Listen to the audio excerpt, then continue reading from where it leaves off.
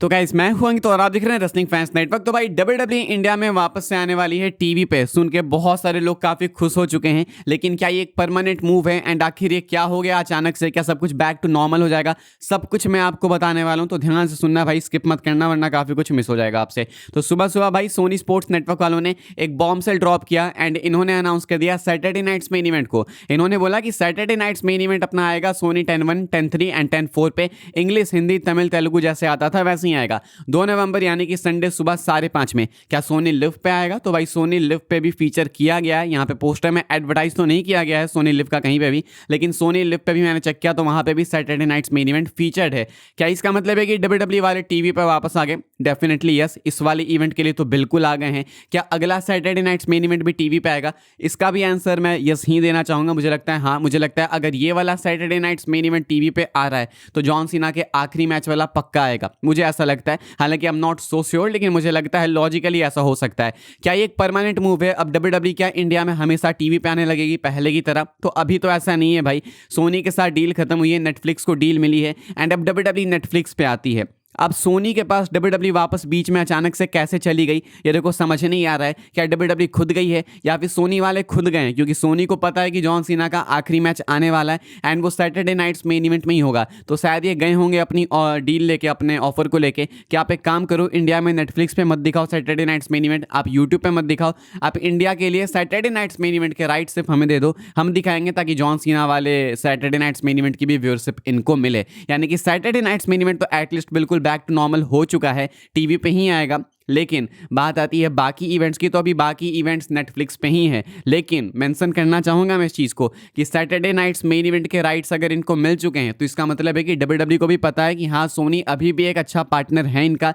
दूसरा, सोनी को भी पता है कि हमारी व्यूअरशिप बहुत ही अच्छी आती है, तो वो इसीलिए खुद से स्पेंड करने को भी काफ़ी ज़्यादा तैयार हैं। तो अब ऐसे में भाई सोनी स्पोर्ट्स नेटवर्क पे ये आना एक इशारा हो सकता है, एक डोर ओपनर हो सकता है कि वापस से इंडिया में चीज़ें कुछ समय बाद, कुछ महीनों बाद या कुछ साल बाद बैक टू नॉर्मल आ सकती है एंड वापस से सब कुछ टीवी पे आ सकता है। काफ़ी लोग नेटफ्लिक्स प्रेफर करने लगे हैं, लेकिन अभी भी मेजॉरिटी में लोग इंडिया से नेटफ्लिक्स पे नहीं देखते हैं। अगर देख रहे होते ना भाई, तो डब्ल्यूडब्ल्यूई की व्यूअरशिप हफ्ते में कम से कम 20 मिलियन आती, वो 2 मिलियन से ऊपर नहीं जा रही है, 3 मिलियन तो क्रॉस ही नहीं करती है। इसका मतलब है कि इंडिया से लोगों ने नेटफ्लिक्स पे देखा ही नहीं है। कुछ ही होंगे लोग, गिने चुने होंगे, कुछ आई थिंक 2-3% फैंस होंगे इंडिया से जो कि देख रहे होंगे नेटफ्लिक्स पे। अदरवाइज लोग इंस्टाग्राम पे देख ले रहे हैं, ट्विटर पे देख ले रहे हैं, इधर उधर से देख ले रहे हैं, या नहीं तो भाई यूट्यूब पे न्यूज़ देख ले रहे हैं, या फिर बस पता लगा ले रहे हैं वेबसाइट आर्टिकल्स पढ़ के कि क्या चल रहा है। देख नहीं रहे हैं, देखते तो 20 मिलियन व्यूअरशिप कम से कम आती। इसका मतलब है कि डब्ल्यूडब्ल्यूई को नेटफ्लिक्स में इंडिया में ज़्यादा प्रॉफिट हुआ नहीं है, नेटफ्लिक्स को भी इंडियन डब्ल्यूडब्ल्यूई फैंस से ज़्यादा प्रॉफिट नहीं हुआ है।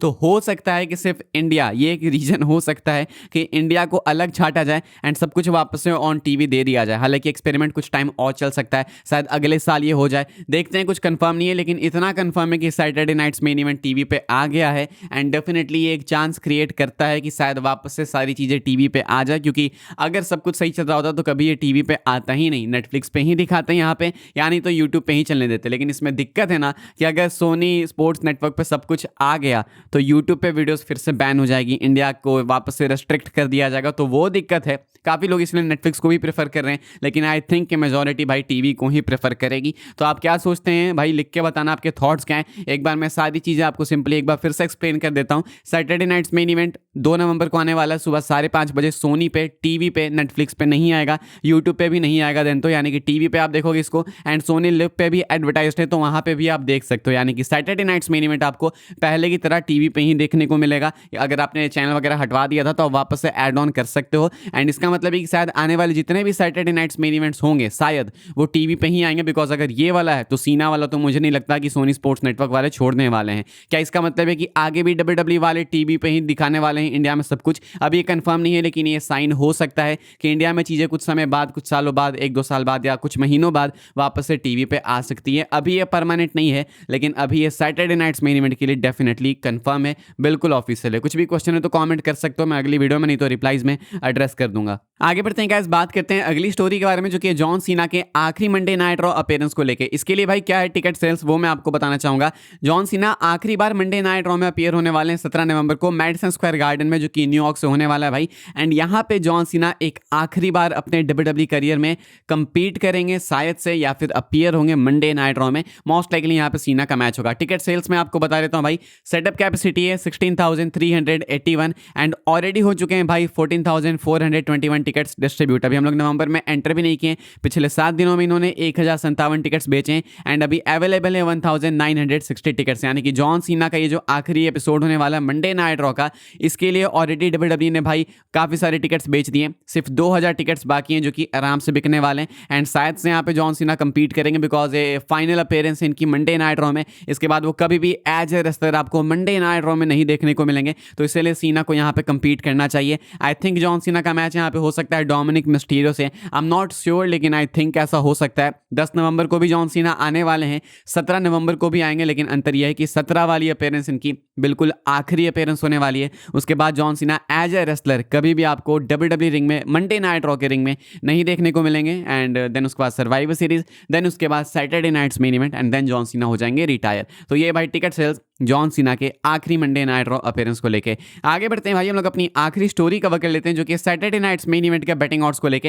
मैं आपको सैटरडे नाइट्स मेन इवेंट के ऑड्स बता देता हूं भाई, बस कुछ दिनों बाद है अपना सैटरडे नाइट्स मेन इवेंट भाई। अब ऐसे में हम शुरू करते हैं सबसे पहले वर्ल्ड हेवीवेट चैंपियनशिप मैच से। CM पंक एंड जे उसो का मैच है। टाइटल जो है वो वैकेंट है and title on the line है। यहाँ पे कोई भी चैंपियन नहीं है, यानी कि एक न्यू चैंपियन ही हमें मिलेगा। जे उसो फिलहाल भाई underdog and CM punk favourite हैं, जो कि होने भी चाहिए। CM पंक जीतेंगे इस मैच को, ऐसा स्काई बेट का कहना है, स्काई बेट की ऑड्स का कहना है। तो CM पंक आपको वर्ल्ड चैंपियन बन के निकलते हुए दिखेंगे सैटरडे नाइट्स मेन इवेंट से। देन है अपना undisputed WWE championship match between Cody Rhodes and Drew McIntyre. यहाँ पे कोडी डिफेंड करेंगे अपनी title and Cody heavy favourite है भाई, 1/5 की ऑड्स है कोडी के लिए। वही ड्रू मैकिंटायर 7/2 के ऑड्स के साथ में अंडरडॉग है एंड ड्रू मैकिंटायर यहाँ पे नहीं जीतने वाले हैं। अगेन मैकिंटायर हारेंगे भाई, ये चीज़ पच नहीं रही है, लेकिन देखना है कि किस तरीके से हारते हैं। आई होप कि ऐसा तरीका हो जो कि मैकिंटायर को ज़्यादा कॉस्ट ना करे। आई होप कि रैंडी ऑर्टन की इन्वॉल्वमेंट हो एंड आई होप कि रैंडी ऑर्टन हील बने। इसके बाद है अपना WWE वुमेन्स चैंपियनशिप मैच, जहाँ पे टिफनी स्ट्रैटन डिफेंड करेंगे अपनी टाइटल को against Z Kargil and Z Kargil बहुत ही क्रेजी फेवरेट है भाई, क्योंकि जेड कार्गिल हील बन गई तो वो डेफिनेटली जीतेंगी, सबको मालूम है। जेड कार्गिल के लिए ऑड्स है 1/5 के, वहीं पे टिफनी है 11/4 के ऑड्स के साथ में। डेफिनेटली यहाँ पे टाइटल ड्रॉप करेंगे टिफनी एंड रेन अभी बहुत ज़्यादा अच्छी भी नहीं है इनकी, लाइक बोरिंग सी हो ही गई है, तो यहाँ पे टाइटल ड्रॉप करना भी चाहिए इनको। फिलहाल जेड कार्गिल आपको सैटरडे नाइट्स मेन इवेंट में वुमेन्स चैंपियन बनते हुए दिखेंगी।